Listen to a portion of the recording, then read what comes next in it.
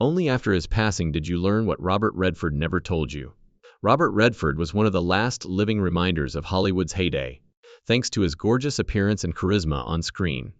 The news of his passing today reminded me of who we were. The 89-year-old chose to remain on his ranch and avoid the spotlight in his last days.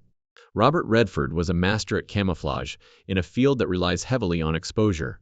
He kept up a carefully cultivated public persona for more than 60 years. The movie star with the golden hair who never tripped, overshared, or became the subject of tabloid. Redford was different from his peers, who filled tell-all autobiographies with confessions and exposed their souls on talk shows. A stunning figure of restraint in a culture that is becoming more and more candid. No humiliating interviews, no public outbursts, and no tweets sent at midnight that he would later regret. Robert was more than simply a recluse. According to a long-standing coworker who worked with him for several decades, he was methodical. He intended for you to see all that you did, no more, no less. It was no coincidence that he had such remarkable control over his public image. Redford referred to it as Hollywood confession culture, which was consciously rejected. The industry's increasing demand that celebrities make even their most private hardships into commodities for the general public to buy. Why actors feel the need to reveal their most intimate secrets to the world has always baffled me. In a 2018 interview, Redford made a statement during a rare moment of candor. Some things are best kept confidential. It's not all for sale. When you first meet him, you're struck by how genuine and endearing he is. However, since his death on September 16, 2025, a more nuanced portrait has started to take shape. One that exposes the deep inner conflicts that molded the man behind the meticulously preserved exterior. The human being behind the myth was finally being revealed through a series of late-life interviews, now discovered private letters, and thoughts from those closest to him. In actuality, Redford's life was characterized by significant losses, personal suffering, and intense regrets that he mostly concealed from the public. Not out of embarrassment, but rather because one believes that some events are too precious to be shared with the world. According to a family member, Robert thought that suffering and remaining silent were signs of honor. However, he also left traces of his existence. Minor disclosures, obscure interviews, subliminal allusions in his writing, and sudden flashes of vulnerability. He only shared his story with those who listened intently. The loss to our community was enormous.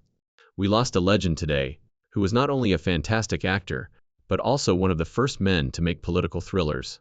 These 7 discoveries, which were assembled from the bits and pieces he deliberately selected to give, provide a more comprehensive picture of the man who invited us into the stories he chose to tell, while maintaining a distance from the outside world as we reflect on his extraordinary life and career. I believe that art and artists have the ability to bring about change. First, his twin passed away at birth. Redford's identity was shaped by a secret that he may have held from the moment he was born. His brother passed away during birth, yet he was born as a twin. Throughout the majority of his career, this foundation-shaking revelation was essentially unknown. It was finally made public in a 2013 New Yorker feature, when Redford was already in his late 70s. With customary understatement, Redford revealed, "I was originally one of 2," before swiftly shifting the topic. Sensing the gravity of this disclosure, the interviewer gently probed for further information. "I've always carried that with me," Redford continued after pausing. "This idea that I was here and someone else who was part of me wasn't." According to friends, Redford sometimes talked about feeling a phantom presence, an inexplicable sense that someone was missing from his life. "He once told me that he sometimes felt like half of something," recalled director Sidney Pollack before his own death in 2008, "that there was a completeness he was always searching for." This profound early loss may account for a lot of Redford's lifelong search for identity and meaning.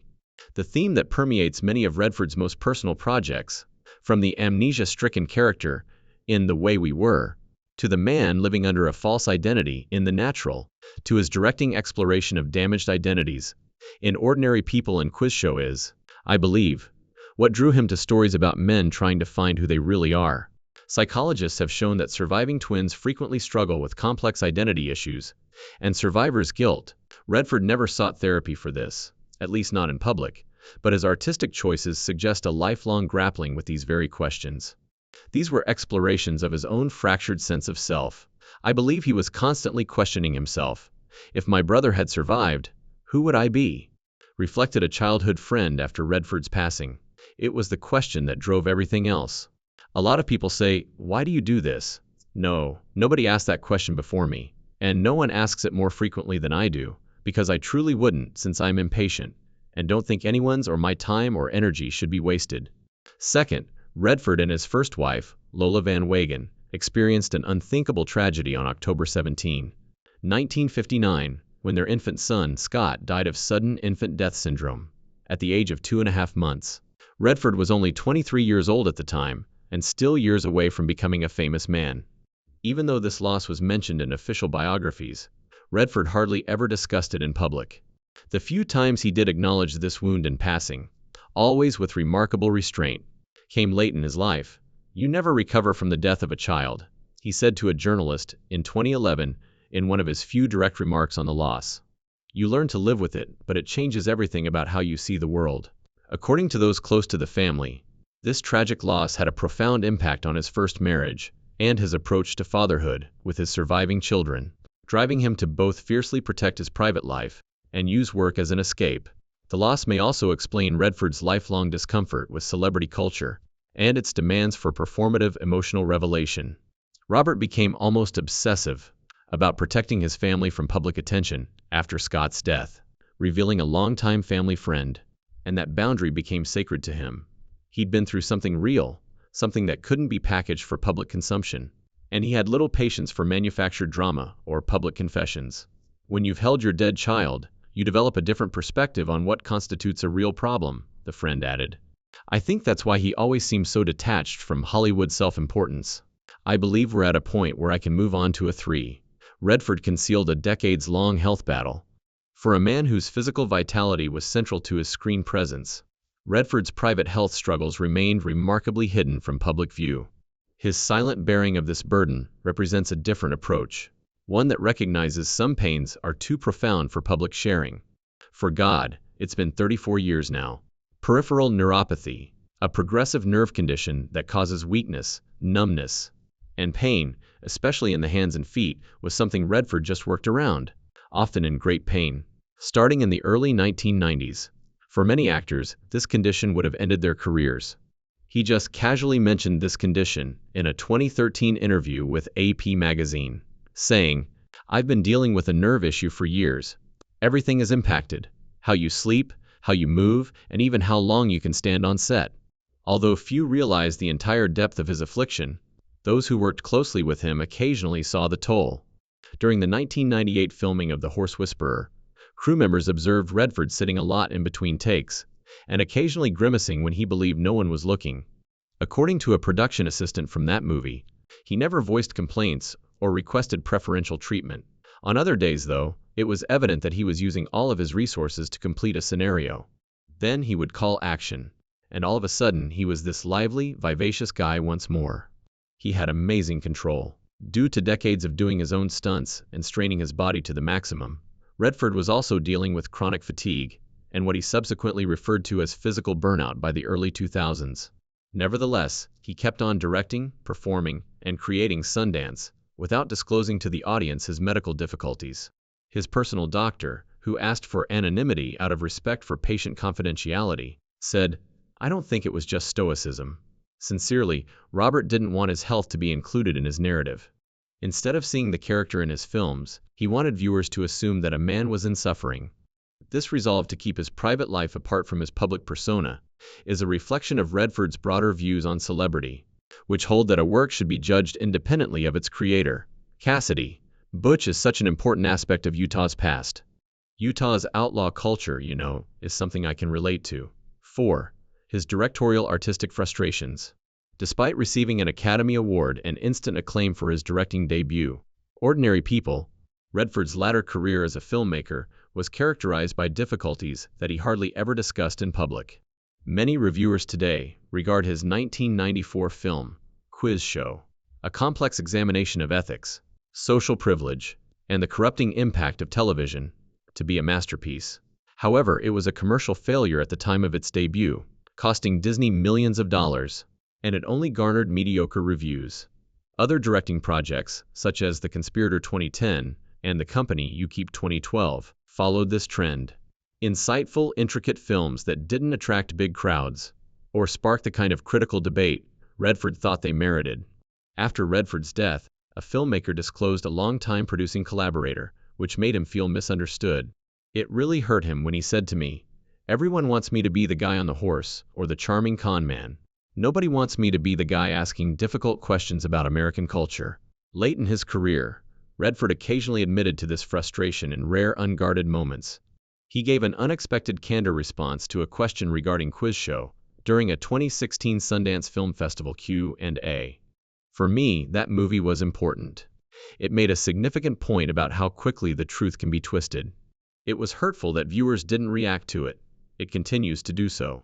These creative setbacks exposed the discrepancy between Redford's public persona and his self-perception. As viewers saw the golden movie star, he became more and more recognized as a storyteller who had something important to say about American culture. Director J.C. Chandor, who collaborated with Redford in All Is Lost 2013, explained that Robert wanted to influence the stories rather than merely be a part of them. Instead of merely making people feel wonderful for 2 hours, he aimed to leave a legacy as someone who provoked thought. Redford's growing estrangement from Hollywood in his later years was influenced by this discrepancy between his goals and the public's perception of him. Unable to completely break free from his on-screen character, he decided to concentrate on environmental activism and Sundance, fields where his contributions might be evaluated by impact rather than box office receipts. It appeared like Redford and his renowned 27-year marriage to Lola Van Wagen had not been impacted by the demands of celebrity until recently. But the speculations that the Redford perfect match is in jeopardy are currently being churned by the Hollywood gossip mill. 5. He quietly regained the affection he had lost. In 1985, Redford and Lola Van Wagen's 27-year marriage came to an end, a difficult split that he seldom ever talked about in public. Few understood how profoundly this failure affected him until years later, leaving him with emotional scars that took decades to mend. Despite dating German painter Sibyl Zaggers from the 1990s, Redford lived with him for almost 20 years before getting married in 2009, a period that many onlookers found puzzling. According to close acquaintances, Redford's hesitation was caused by conflicting emotions over his former marriage and how it affected his kids. According to a family member, Robert felt a great deal of shame about his first marriage. He believed that his absences and the demands of celebrity had contributed to the collapse, and that he had prioritized his job over his family. He was resolved to avoid making the same mistakes twice. His hesitation to formally establish his relationship with Zaggers was motivated by a sense of atonement rather than commitment difficulties. Redford largely concealed this second relationship from the public. There was hardly any public recognition of Zagar's influence in his life, no red carpet appearances, and no joint interviews. He was guarding something valuable. The friend went on. He had discovered the hard way that private bonds can be harmed by public exposure. Redford provided a rare peek into this way of thinking in one of his last interviews in 2021.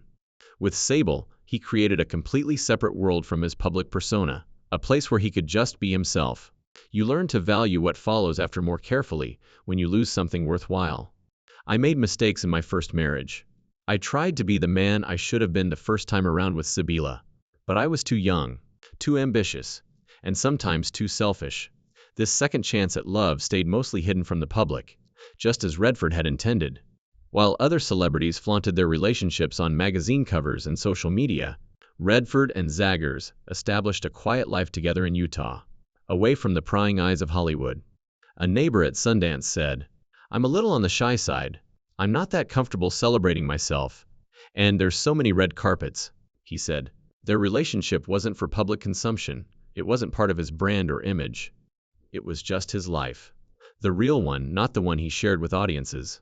Although he maintained diplomatic relationships with studios and industry figures, Redford's deep and growing disillusionment with Hollywood was carefully hidden throughout his career, and private correspondence and conversations with close associates reveal a mounting frustration with the commercialization of American cinema and celebrity culture. Redford never publicly expressed his anger at the industry. According to a longtime agent who worked with Redford for several decades, he detested what he called the branding of human beings, the expectation that actors become products, selling themselves on talk shows, transforming their private lives into promotional opportunities, and becoming walking advertisements. In a 1998 letter to a close friend, which the recipient recently made public. Redford wrote, "The industry keeps moving further from what attracted me to it in the first place." This philosophy explained Redford's persistent rejection of opportunities that most stars would eagerly embrace, including talk show appearances, Academy Award hosting offers, and lucrative franchise roles that could have further increased his wealth. It's no longer about telling stories. It's not about art. It's about product creation and marketing. I can't pretend to be enthused about that. Redford finally recognized the professional repercussions of this position late in his career, saying in a 2017 Sundance interview, "I think I paid a price for keeping out of it."